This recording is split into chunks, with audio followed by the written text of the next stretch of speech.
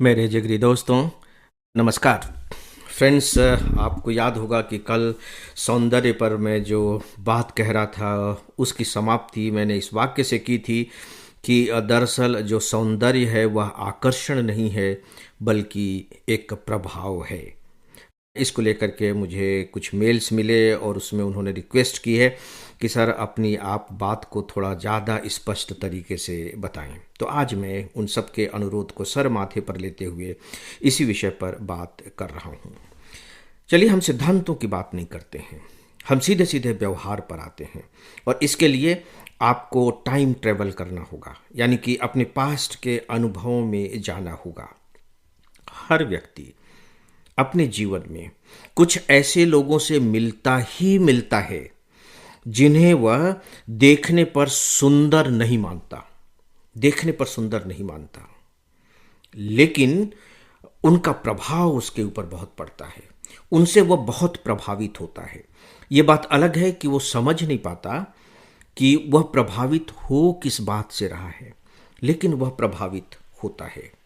हम सब अपने अपने जीवन में कुछ ऐसे लोगों से भी मिलते हैं जो बिल्कुल पहले के विपरीत है, कि जो हमें शुरू में तो बहुत ही आकर्षक लगते हैं और सच पूछिए तो प्रभावित भी करते हैं, लेकिन जैसे ही थोड़ा सा वक्त हम उनके साथ बिताते हैं, उनकी बातें सुनते हैं, वैसे ही धीरे धीरे धीरे धीरे वह प्रभाव कम होता चला जाता है।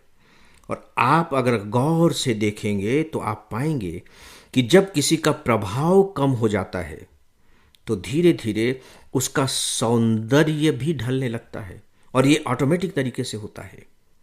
एक तो मैं आपको उदाहरण दे रहा हूं जिनके बारे में हम सब बहुत अच्छे से जानते हैं। गांधी जी के बारे में आपका क्या ख्याल है? आप बचपन से लेकर के उनके वृद्धावस्था तक के फोटोग्राफ्स देख सकते हैं। अगर सौंदर्य के प्रतिमानों पर हम गांधी जी का मूल्यांकन करें तो वो किसी भी दृष्टि से खरे नहीं उतरेंगे, न तो स्वास्थ्य की दृष्टि से, न रंग की दृष्टि से, न नाक नक्श की दृष्टि से, किसी भी दृष्टि से नहीं। लेकिन प्रभाव, क्या मुझे बताने की जरूरत है कि गांधी जी का कितना प्रभाव था? लोगों ने यह प्रश्न किया था कि गांधी जब बोलते हैं तो लोगों को समझ में नहीं आता है कि वो बोल क्या रहे हैं, लेकिन उनकी बात पूरी दुनिया में फैल जाती है, पूरा हिंदुस्तान उनकी बातों के पीछे चल पड़ता है। तो ऐसा गांधी में है क्या? तो जवाब दिया गया था कि नहीं, गांधी जी बोलते क्या है इसे सुनने की जरूरत नहीं है। जैसे ही उनके ओठ हिलते हैं लोग समझ जाते हैं कि गांधी कह क्या रहे हैं और उसके पीछे चल पड़ते हैं।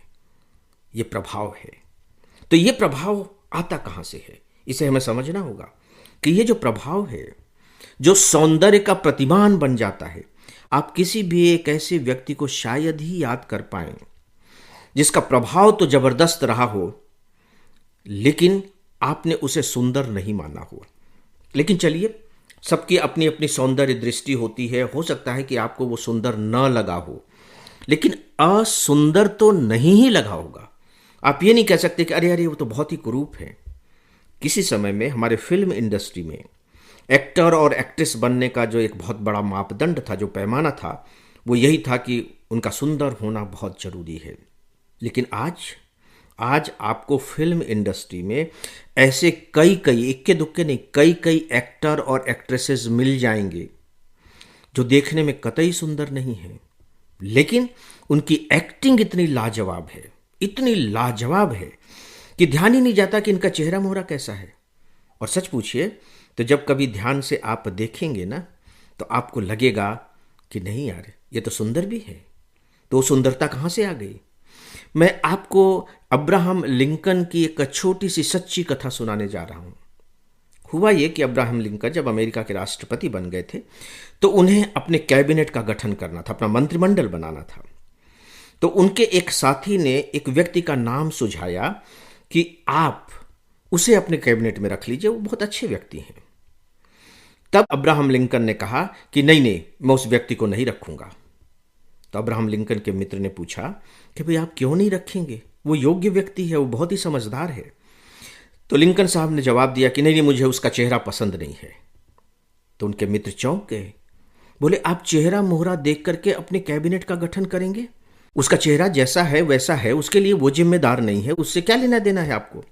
तो अब्राहम लिंकन जी ने जवाब दिया था कि नहीं, 50 साल की उम्र के बाद हर व्यक्ति अपने अपने चेहरे के लिए जिम्मेदार होता है।